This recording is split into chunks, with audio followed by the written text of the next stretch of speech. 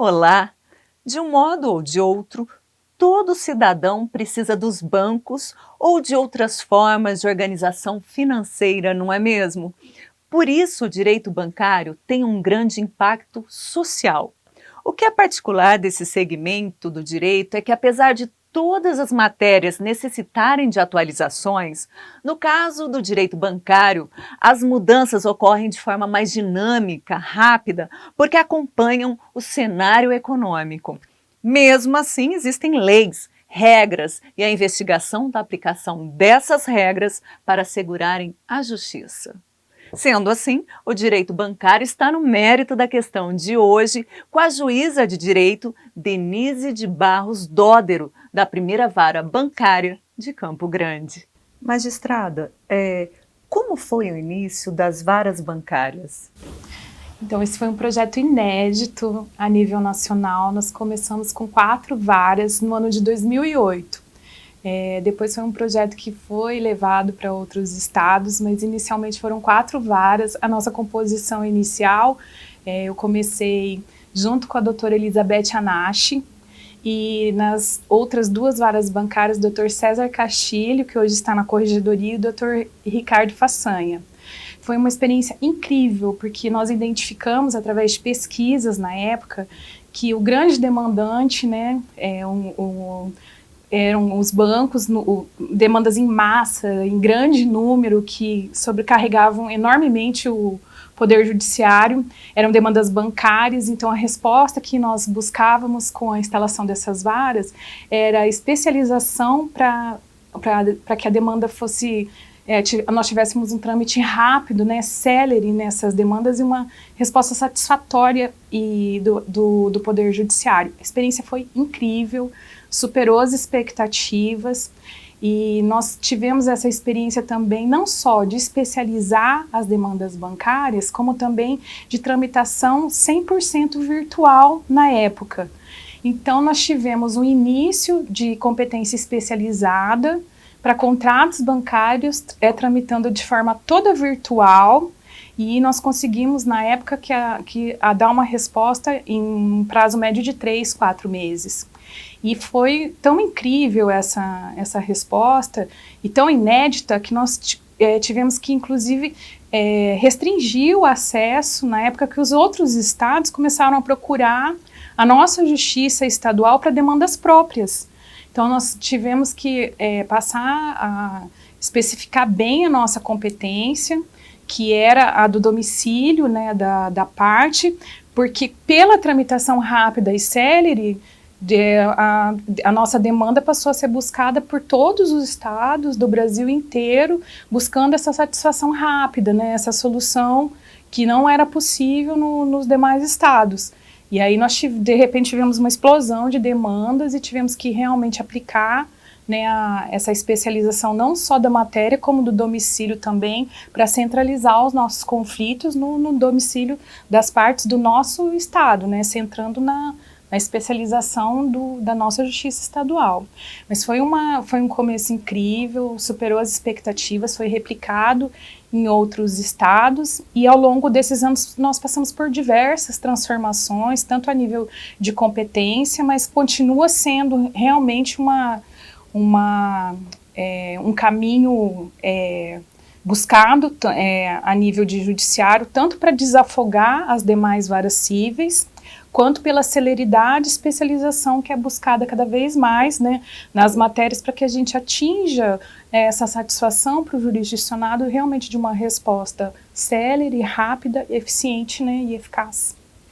Quando a senhora fala enormemente assim, né, no surgimento das varas bancárias, a gente tem como comparar com outras varas, tipo, olha, eram muitos processos mesmo, só para as pessoas terem uma ideia da quantidade de processos que eram e que ocasionou a abertura da vara de uma vara específica, né? A gente consegue mensurar isso, ou pelo menos figurativamente aí?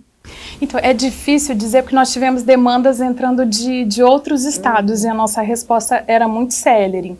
Mas para ter uma ideia, quando mudou a nossa competência, como a tramitação era muito rápida, nós passamos, num segundo momento, a absorver os contratos bancários que já estavam em trâmite na Justiça Estadual. Então, nós iniciamos as varas bancárias com processos 100% virtuais e processos novos que iniciaram nas nossas varas. Num segundo momento, então, inicialmente, os processos passaram a ser distribuídos somente nas nossas varas. Num segundo momento, nós absorvemos os processos em trâmite nas demais varas cíveis aqui na comarca de Campo Grande. Então, nós recebemos aproximadamente uns 30 mil processos que ainda estavam em trâmite. Então, assim, imaginando que é uma matéria que não é tão complexa, e que assim, tem uma tramitação mais rápida, né? Nós ainda tínhamos pendente de trâmite e julgamento 30 mil processos em outras 16 varas cíveis que nós fomos absorvendo nas nossas 4 varas para cumprimento de metas e para extinção, né, dos processos antigos dessa matéria. Então, você veja que o impacto é muito grande, né? Nós não temos agora processos antigos, estamos com todas as metas cumpridas do CNJ, então a gente consegue imaginar como é importante a especialização, né, de matérias e como o impacto também para desafogar as outras varas é importante. Então, a gente imagina que esse trabalho de especialização deva ser mantido e ampliado, como houve recentemente também a especialização da competência dos processos extrajudiciais, que hoje tem 2 varas que tramitam também especificamente com essa matéria, com essa especialização de matéria, que também retira um pouco a sobrecarga das varas cíveis residuais. E ainda falando desse início, magistrada, das varas bancárias, a senhora já colocou aqui a questão do domicílio, que foi preciso pontuar isso, né? Até por conta do sucesso dessa especialização, mas quais eram as outras competências? Logo nesse início, depois a gente caminha um pouco aqui para frente, mas quais eram as competências desse início? Não, as competências foram mantidas até hoje. O que difere é que, por exemplo, no início nós trabalhávamos com processos novos e depois nós absorvemos os processos em trâmite já nas varas cíveis residuais. Aí ficaram todos os processos de contratos bancários ficaram conosco, salvo aquelas exceções previstas para a nossa competência. Então, por exemplo, quando fala vara bancária, esse termo direito bancário, ele é extremamente amplo.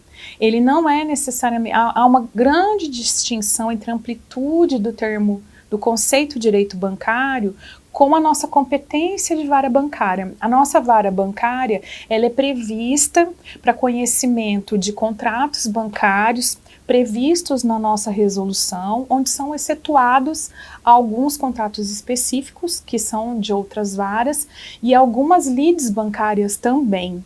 Então, o que é no nosso dia a dia nas varas bancárias?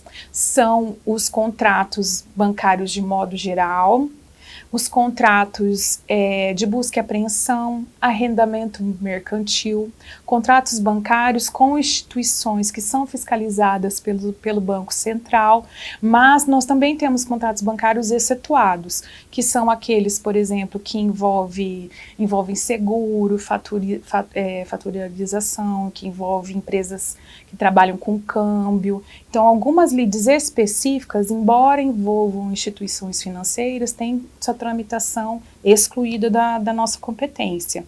Então, inicialmente, nós tínhamos processos novos e 100% virtuais. E como nós não temos audiência, salvo raras exceções, a tramitação é muito rápida, né? Então, nós tínhamos uma resposta muito célere. Depois, nós absorvemos processos antigos em tramitação nas outras varas.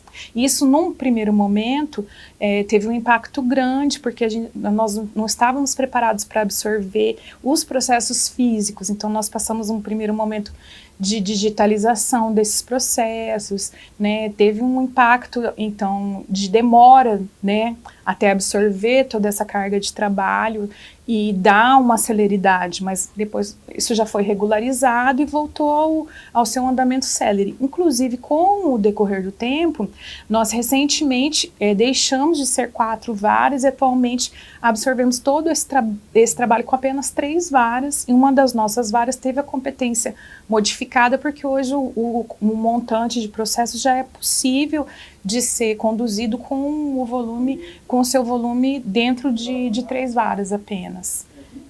E sobre a composição e quantidade de varas, ainda tratando-se dessa época, né, desse início, porque a senhora acabou de espelhar aqui como está hoje, mas como que era essa estrutura? Então, inicialmente nós tivemos a experiência de cartório único para as 4 varas bancárias. Depois passamos para um segundo momento de 2 cartórios para atendendo 2 varas bancárias. E hoje nós temos uma outra realidade, que é um cartório único para 3 varas bancárias. E foram momentos muito distintos. Inicialmente nós trabalhávamos só com processos virtuais, depois nós recebemos uma gama enorme de processos físicos, né, que a gente precisou inclusive adaptar uma estrutura física, porque eram processos muito volumosos, né, então a gente precisou acomodar toda uma estrutura que as varas inicialmente foram preparadas para tramitar de uma forma moderna, com tecnologia toda virtual, e nós recebemos processos físicos, então passamos a trabalhar de forma mista. Depois, no segundo momento superado, né, esses processos antigos, julgados, enfim, finalizados, nós voltamos hoje para a realidade de 100% de tramitação virtual. Então, hoje conseguimos, com a instalação da CPE, e o nosso cartório foi absorvido pela CPE, nós conseguimos retornar para a realidade de apenas um cartório, atendendo hoje 3 varas, e temos uma média de 10 mil processos hoje, com as 3 varas em conjunto. Eu até ia perguntar o que impactou, né, a celeridade, a evolução da tramitação desses processos. A senhora acabou de falar da CPE.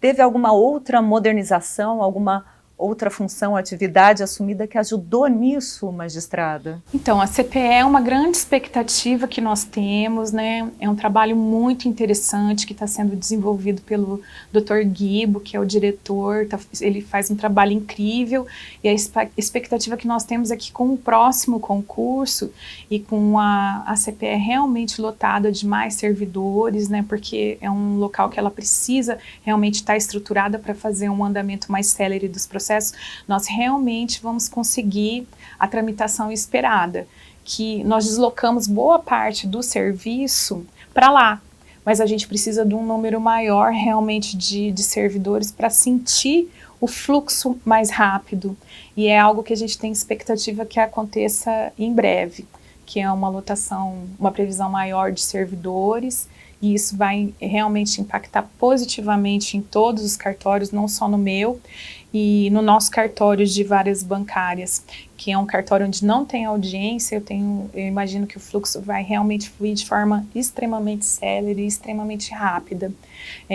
Uma expectativa que nós temos a longo prazo, para futuro imediato, que ainda não depende de nós, mas é algo para ser pensado, que impacta os nossos processos, é a previsão processual da obrigatoriedade de audiência de conciliação. Essa é uma norma que impacta negativamente nos nossos processos, porque nas varas bancárias, quando o processo chega realmente na fase de litígio, já houve toda uma tramitação pré-processual de tentativa de composição desse litígio, principalmente porque nós temos uma atuação muito grande da Defensoria Pública. Nossa Defensoria Pública ela é extremamente atuante, extremamente diligente. Então, quando chega na fase de litígio, ela realmente já tentou toda forma de composição.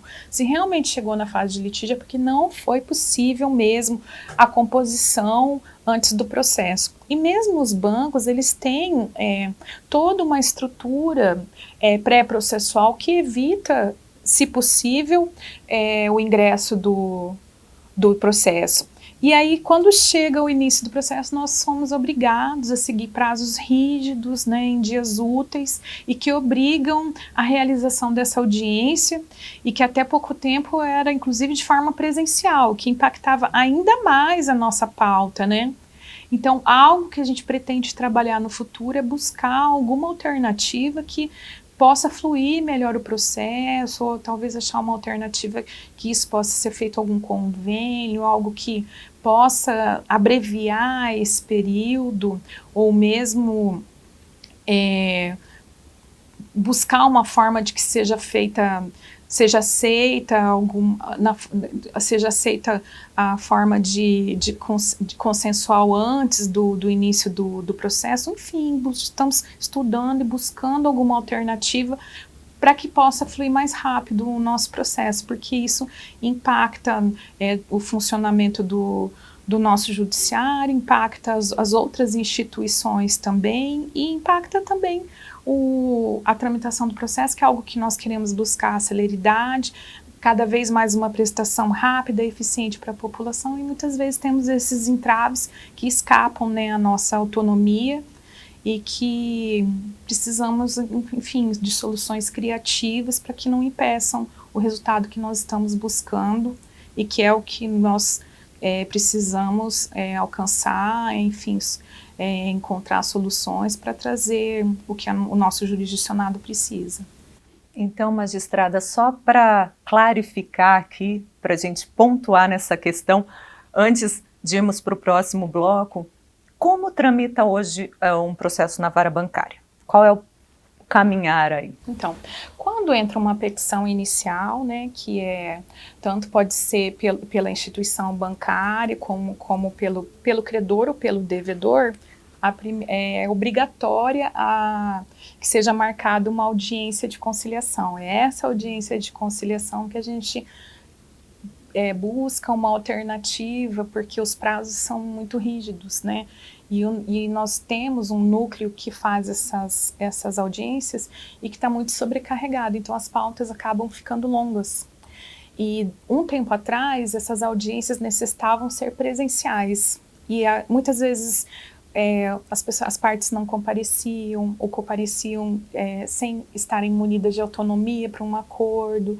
Então, assim, é uma fase processual cara e muitas vezes, assim, sem a menor relevância, sem a menor necessidade e sem a menor produtividade. Na minha competência. Em outras competências, ela é extremamente valiosa. Que fique claro o valor da conciliação. Sim, né? Por exemplo, numa vara de família, ela é extremamente importante, necessária, valiosa. Então, por exemplo, a minha pauta muitas vezes impacta a necessidade de uma audiência numa vara de família.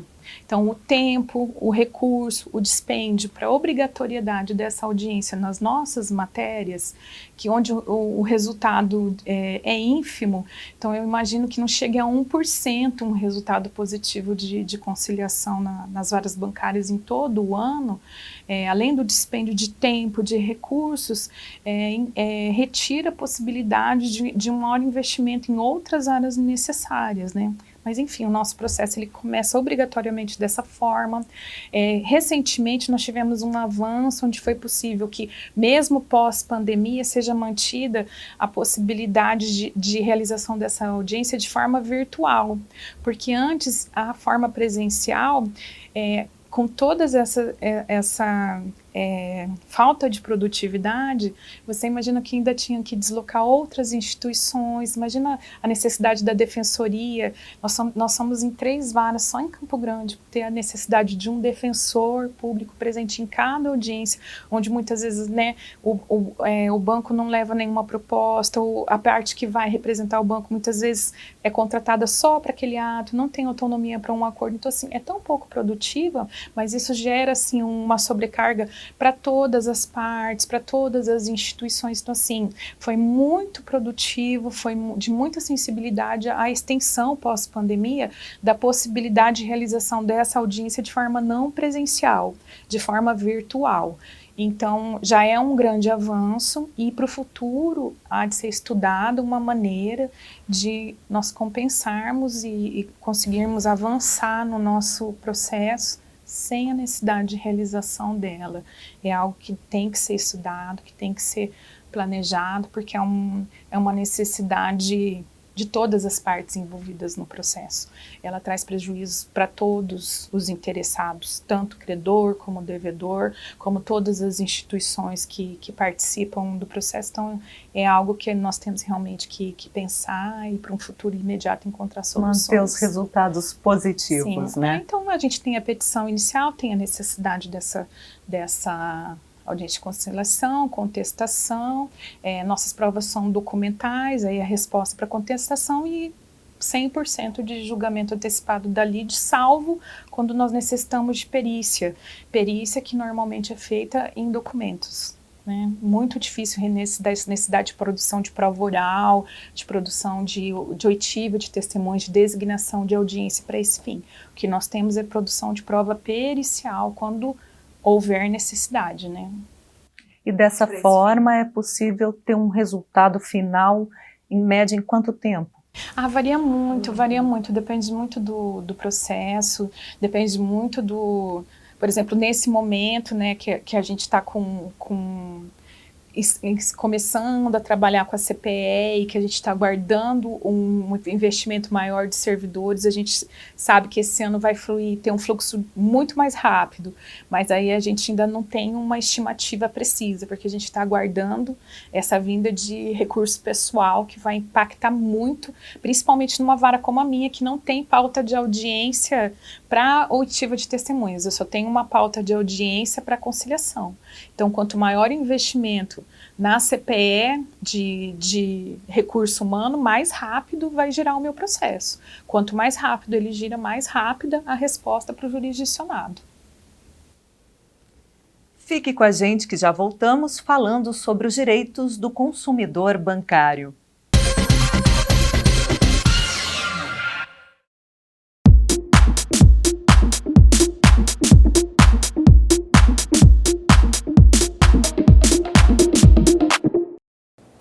Imagine uma grande empresa com centenas de milhares de clientes, uma universidade, um banco, uma seguradora, uma construtora.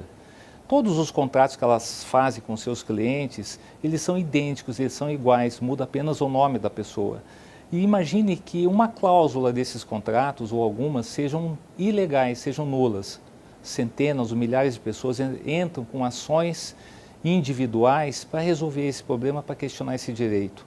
Nas varas de direitos coletivos, o Ministério Público entra com uma única ação e nessa única ação você resolve o problema de todos esses clientes. Isso é um processo coletivo e isso é o que nós fazemos.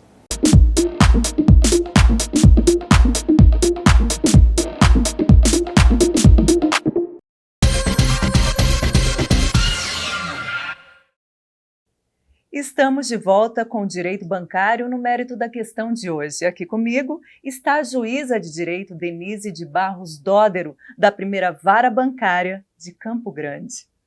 Quais as ilegalidades mais comuns encontradas nos contratos bancários?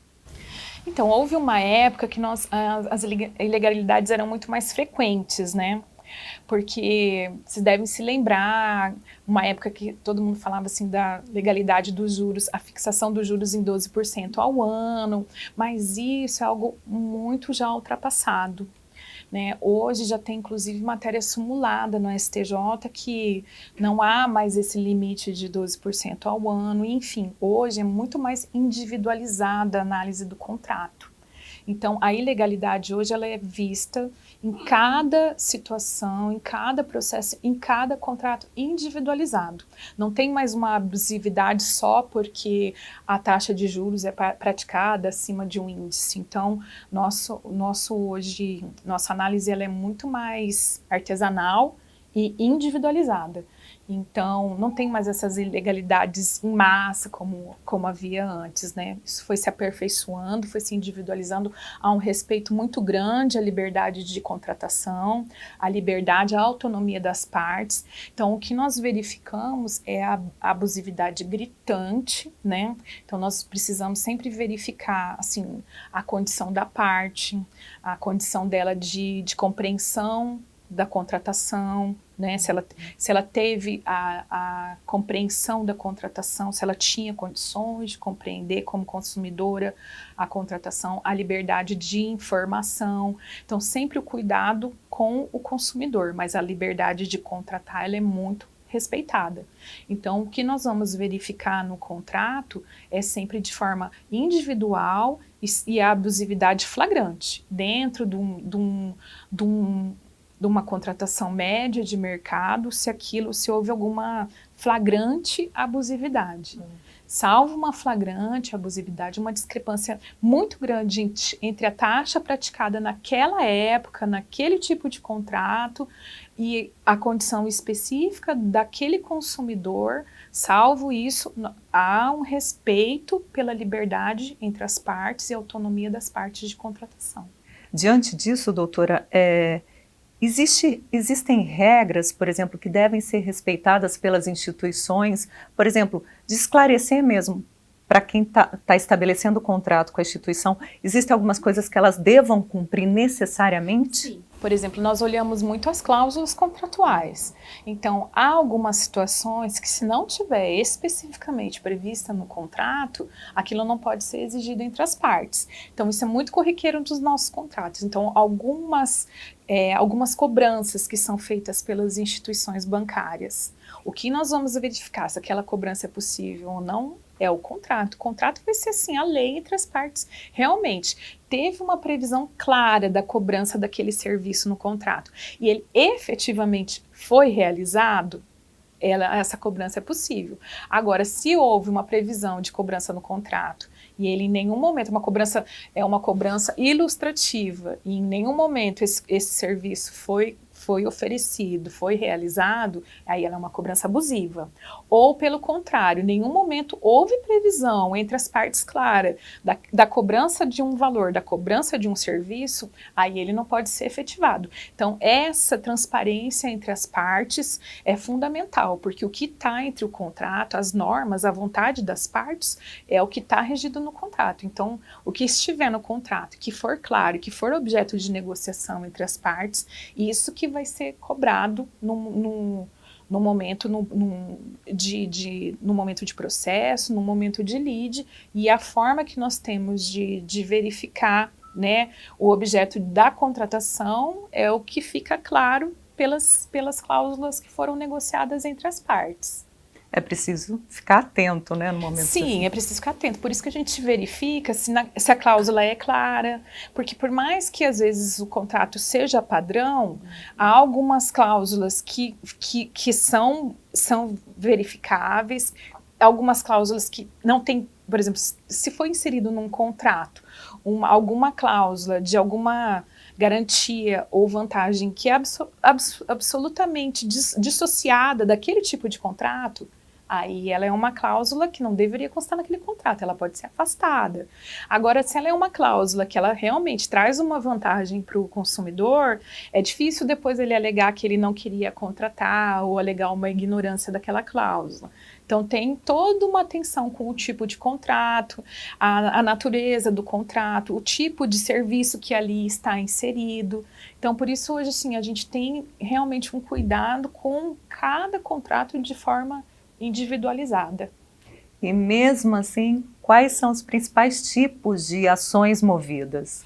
Nós temos ações revisionais, né, onde as partes buscam, né, realmente a discussão, a revisão do que foi contratado, né, e o que está sendo cobrado, né, se é justo ou não. Os encargos, né, há muita discussão se aquele encargo que foi cobrado, se ele é abusivo ou não.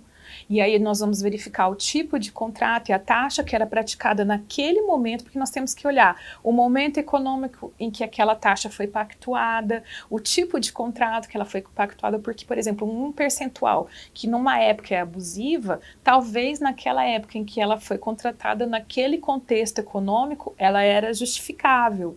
Por isso que eu falo, é um olhar muito atento, muito artesanal e que tem que passar por todas as peculiaridades em que o contrato foi realizado. Então, nós temos muitas revisionais pelos devedores e temos, por outro lado, pelas agências bancárias, muitas ações de cobrança, busca e apreensão, monitória, contratos de arrendamento mercantil.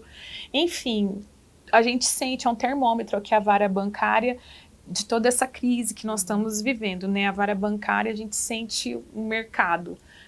Como acontece o inadimplemento fora, nós sentimos o aumento das varas, aqui nas varas, a explosão de ações conforme inadimplemento, o crescimento, né, tanto das varas de cobrança, de busca e apreensões, quanto das partes tentando rever os compromissos assumidos. E quais os bens que podem ser penhorados? Então, nós temos um artigo específico no Código de Processo Civil que elenca vários bens que não podem ser penhorados, mas assim, apesar da diversidade, o que consta ali é sempre uma preocupação do legislador com algumas situações que devem ser protegidas. Então, eu vou dar alguns exemplos, mas o que existe sempre é a preocupação de proteção do legislador com algumas situações, né? Então, por exemplo, assim, tem que ter um bom senso, né? Então, por exemplo, lá fala assim, não podem ser penhorados os bens que guarnecem a residência, mas salvo se não for de um valor elevado. Então, é um bom senso, por exemplo, na casa, não podem ser penhorados bens da casa, mas se você vê que aquilo lá tem um valor econômico muito além do corriqueiro, aí você não vai deixar de frustrar uma dívida por causa disso.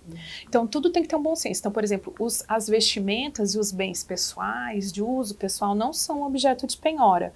Mas, por exemplo, se você vai numa residência, tem uma dívida muito alta e tem objetos, bolsa Louis Vuitton, um quadro caríssimo, aí já a regra não é absoluta, aí ela muda. Tudo que tiver um valor elevado, onde mostra que aquilo não é necessário, a subsistência, não é necessário a dignidade da pessoa, aí ela deve prestar a satisfação da dívida. Então tem que ter sempre esse equilíbrio.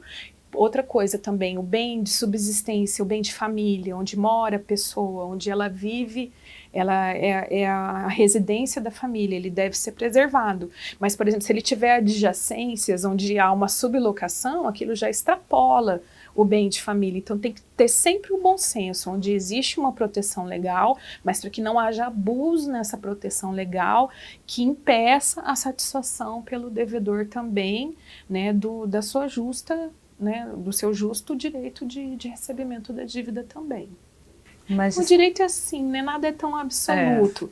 A gente tem que sempre buscar a proteção dos direitos, do mínimo de subsistência, da dignidade, mas não a ponto também de que isso seja uma benesse, uma injustiça também com quem tem o direito de receber a sua dívida, senão a gente também cria um mecanismo, né, de injustiça, né, protegido pelo judiciário também.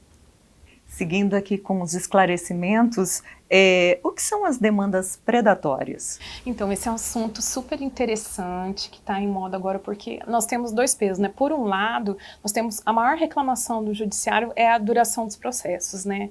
A reclamação da tramitação dos processos, e a gente tem as nossas limitações, né? Limitações orçamentárias.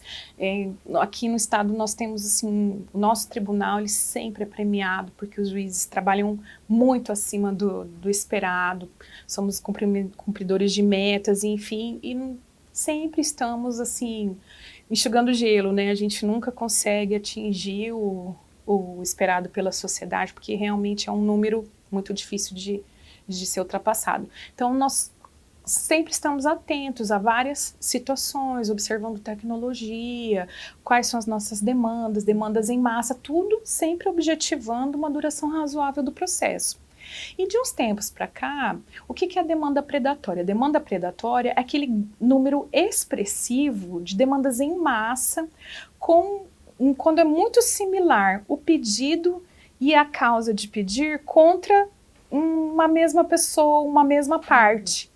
E nós começamos a fazer esse trabalho. Hoje aqui no estado existe um centro de inteligência que está a cargo do desembargador Luiz Gonzaga, e houve muito empenho do nosso presidente, do nosso vice-presidente, do presidente Contar, do doutor Sideni, nosso vice-presidente, para que houvesse um trabalho realmente dirigido à identificação dessas demandas, até onde isso estava ocorrendo no nosso estado, para que isso fosse localizado, para que fossem encontradas soluções para essas demandas, visando evitar má-fé, visando a localização delas para que elas fossem julgadas de forma concentrada. Enfim, nós temos casos em outros estados muito sérios e por isso nós trouxemos esse estudo para cá. Temos casos assim de evidente má-fé, onde houve captação de indígenas, de pessoas incapazes, onde tinham escritórios falando de outros estados ainda, com listas, né, onde os escritórios captavam pessoas para lead. Então não são leads verdadeiras, são captação de clientes, né, com uma demanda nova, com uma possibilidade nova de algum retorno, né, uma captação indevida, não é um litígio real que está sendo levado ao judiciário. E muitas vezes isso é feito de uma forma tão ilícita e de tanta má fé que sequer as partes entendem por que estão no judiciário. E muitas vezes as partes não realmente autorizam o uso de seus dados e nem têm a noção, a ciência exata de que estão litigando.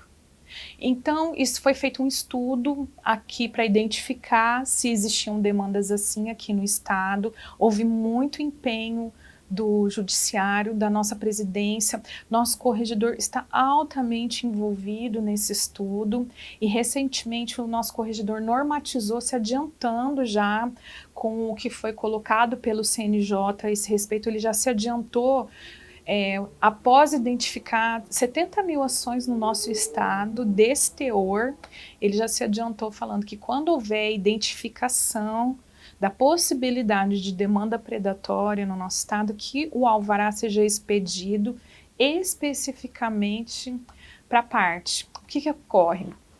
Muitas vezes existe dúvida se aquela parte tem ciência de que ela está litigando naquele processo, se ela tem ciência dos honorários que estão sendo praticados naquele processo, porque às vezes os honorários são tão abusivos que ele supera até o próprio direito da parte. Às vezes a captação do cliente, a forma como aquilo aconteceu, deixa em dúvida se realmente existe uma vontade de litigar sobre aquele conflito. São muitas associações, inclusive a própria OAB está atenta a isso, porque a OAB quer valorizar, né, a boa advocacia, quer valorizar o seu advogado responsável, comprometido. Essa não é uma prática comum, não é uma prática vista com bons olhos, né? Então, é uma prática que é para ser coibida por todos nós, né? E realmente é uma prática de exceção. Então, todos nós estamos muito atentos. Essa norma foi agora regulamentada pela nossa corregedoria e é um dos mecanismos, nós teremos muito outros logo, né, para combater essa forma de demanda. Para combater essas práticas, né? E esse número já impressiona. Nós verificamos que há atuação aqui no estado, em conjunto com outros 13 estados desse tipo de demanda, que já estão trazendo aqui para o nosso estado, e a intenção é que, antes que isso aumente, que a gente tenha mecanismos para coibir e que a gente possa preservar, né, as partes desse tipo de prática criminosa. Magistrada, para finalizar o mérito da questão de hoje, a senhora já falou um pouquinho sobre isso, sobre a CPE, né? Mas eu queria que a gente finalizasse um pouco com as tendências para um futuro bastante imediato, né, nas varas bancárias. Quais são essas tendências? De que forma é possível evoluir mais, né? Então, nós temos expectativas grandes aqui na vara bancária. O que é a nossa expectativa? Eu acredito que na vara bancária e em muitas outras, né? Nós temos hoje o juiz, magistrada com muito do seu tempo envolvido em práticas diversas da solução efetiva de conflitos. Nós precisamos de tempo para nos debruçar realmente na solução de conflitos. Nós estamos envolvidos com a prática de tantas situações administrativas que nos desviam do nosso real propósito, que é a solução efetivo de demandas. Hoje nós temos um trabalho administrativo que nos toma tanto tempo, tão burocrático, e que vem nos sobrecarregando de tamanha forma que a nossa expectativa é encontrar soluções para que nós uma medida de gestão que nos proporcione tempo para o que realmente é o nosso propósito, que é a solução de demandas. Então, vocês imaginem, nas varas bancárias, Nós temos uma média de 10 mil processos. Quando esses processos eles entram em sentença, eles têm uma solução, eles vão para a fase de execução, que é o de cumprimento de sentença, que é a tentativa de solução de recebimento dos valores, né? Cada processo nosso tem um pedido de pesquisa. Na fase de conhecimento, cada processo nosso, em média, vai ter um pedido de processo de pesquisa de endereço. Então, imagina, nós temos 10 mil processos, assim, uma boa parte em conhecimento, uma boa parte em cumprimento de sentença. Nós temos o pedido de localização de endereço, boa parte deles. Nós temos o pedido de inserção de restrições no banco do Renajude. Então, assim, cada pedido desse é um tempo que eu vou inserir para procurar esse banco de dados para fazer a inserção a pedido da parte. Um detalhe, todos esses pedidos, até então, por enquanto, são gratuitos. Não há cobrança de nenhuma custa, de nada para esse esse serviço. Então, primeiro, esses pedidos eles são feitos sem controles e de forma muitas vezes abusiva. Ele é necessário? Ele é, porque a parte precisa do judiciário, ela não tem como muitas vezes fazer isso de forma autônoma, mas isso é feito sem nenhum controle de forma gratuita. Então, tem a pesquisa de endereços, que não é só num órgão, a gente faz no Bacenjude, que hoje é um órgão conveniado com o CNJ, a gente pesquisa o endereço lá. A gente faz também no órgão da Receita Federal. E a gente ainda, quando não consegue nenhum desses, a gente ainda expede ofícios para empresas de telefonia, de luz, enfim, as mais variadas para localizar o endereço da parte. Todas essas providências é só para localização de endereço, às vezes de uma parte em um processo. Às vezes são várias partes, estou falando de uma providência de um processo. Aí tem as pesquisas para localizar bens, que às vezes a parte nem diligencia o suficiente atrás de bens. Depois a gente tem que fazer a pesquisa de bens nos órgãos vinculados ao Banco Central. Nós temos que daí fazer a pesquisa dos valores, nós temos que pesquisar veículos. Então, assim, a gente tem que fazer as pesquisas nos órgãos de trânsito, nos órgãos vinculados às instituições financeiras. Enfim, é uma quantidade tão grande de bancos de dados que nós temos que gerenciar. E, assim, hoje, na minha fila, eu tenho 500 processos pendentes de verificação. É uma verificação que tem que ser feita com cautela, com cuidado, né? Hoje, no meu cartório, eu tenho 10 mil processos. Eu tenho 2 funcionários hoje no meu cartório. E eu tenho o trabalho em conjunto com a CPE. Eu não vou sobrecarregar ainda mais o meu cartório com essas pesquisas. Eu mesma faço as pesquisas, mas eu tenho 500 processos. Hoje, no meu banco para pesquisa em banco de dados na minha fila. Se eu fizer a manhã inteira de pesquisa, eu vou conseguir fazer umas 20 pesquisas, porque não é só um órgão, são vários. E eu já tenho, na minha filha, 500. Se eu baixar 200 no mês, já uma semana, no mês seguinte, eu já tenho mais 300. Assim, é invencível. Então, isso, assim, tira muito do nosso tempo, é frustrante. E, assim, não é a minha função principal, que é a solução de demandas, que é o estudo das tendências atuais, que é a formação, a criação do direito, né? A criação do direito, a verificação das tendências econômicas atuais, né? Enfim, que é o meu trabalho principal. Então, é muito frustrante.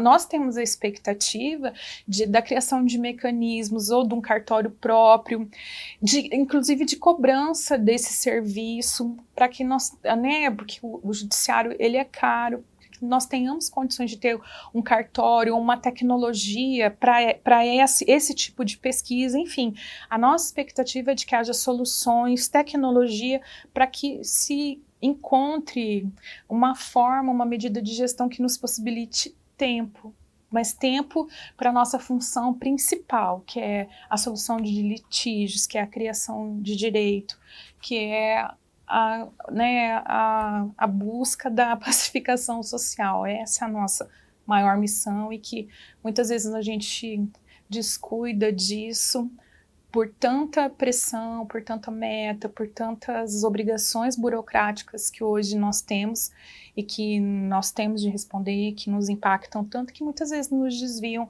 da nossa obrigação e do nosso propósito principal de pacificação social, que não é encontrado nesses caminhos, e sim, né, na entrega da prestação jurisdicional, né, que é o nosso propósito maior. Magistrada, obrigada pela entrevista. Eu agradeço a oportunidade, estamos à disposição. Você pode acompanhar a programação do Mérito da Questão no portal do TJMS e também da Assembleia Legislativa do Estado. E as edições anteriores estão disponíveis no YouTube. Até o nosso próximo encontro.